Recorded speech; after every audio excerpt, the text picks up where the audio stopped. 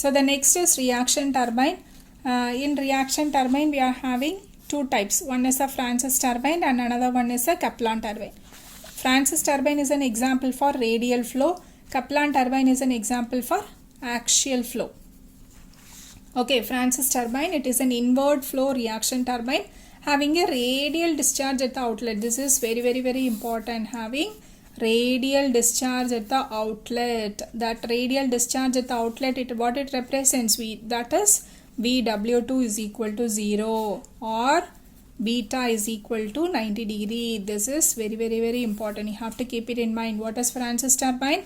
It is having a radial discharge at the outlet. What does that represents? VW2 is equal to 0 and beta is equal to 90 degree. Okay. So what is the velocity triangle? Velocity triangle is V1. V1 is striking the vane. Water is coming from the jet with a velocity V1. This is the absolute velocity. Okay, absolute velocity A. So your angle must be alpha. Okay, and the vane is also moving with a velocity U1. So your relative velocity will be VR1. So it has an angle of theta. So V1 vertical component is VF1. V1 horizontal component is VW1. The water is coming out with a relative velocity VR2 and its angle is phi. The vane is also moving, so it is U2, and as it is having a radial discharge, that is beta is equal to 90, VW2 is equal to 0, therefore V2 is equal to VF2. Okay, so in the formula we won't have the VW2 term, so work done per second will be rho Q into VW1 U1. Eta H will be rho Q into VW1 U1 divided by rho G QH. So finally you will get the answer.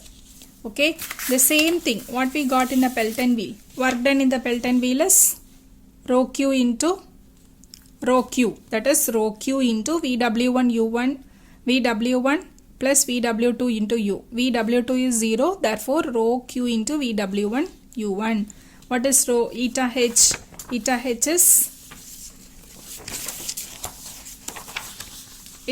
is a VW1 plus VW2 into U divided by GH. Here VW2 is becomes 0. That's why VW1 U1 divided by GH. Okay, simple. And here also we have to keep 3 points. Consider 3 points. What is that? Is N is equal to B1 by D1. What is B1 by D1 is the ratio between the width and diameter at the inlet, where N is equal to 0.1 to 0.4 you can take.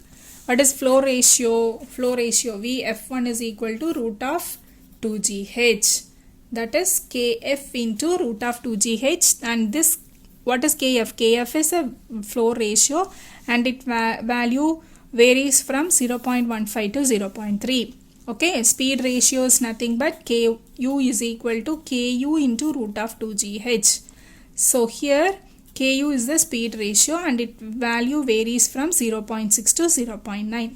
Okay, these are the things you have to keep it in mind for the Francis turbine. And what about Kaplan turbine? Kaplan turbine is an axial flow reaction turbine. It has a low head and its vanes are adjustable on the head hub. Okay, what is the another type of reaction turbine is there? One is a propeller turbine. The main difference between the Kaplan turbine and the propeller turbine is here the vanes are adjustable, but in the case of propeller turbine the vanes are fixed. Okay, the velocity triangle is same as that of Francis turbine. Okay, here also VW2 is equal to 0, beta is equal to 90 degree, same velocity triangle. Okay, here also 3 points you have to keep it in mind. One is velocity of flow at the inlet is equal to velocity of flow at the outlet, and area of flow at the inlet is equal to area of flow at the outlet, and U1 is equal to U2 pi d0 n divided by 60. The 3 things you have to keep it in mind for the Kaplan turbine. Okay,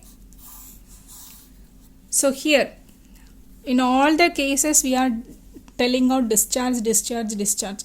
How to find out the discharge Q? for the Pelton wheel, area into velocity. What is area? Pi by 4 d square. D is nothing but diameter of the jet, okay, into root of 2gh, okay. And for the Francis turbine, as it is flowing circumferentially, it is pi into d1 into b1 into vf1, okay. And what about Kaplan turbine? Pi by 4 into d0 square minus db square into vf1. d1 means outer diameter, db means diameter of the hub or boss. With this you can find out what is the discharge through the turbine, various turbine, okay.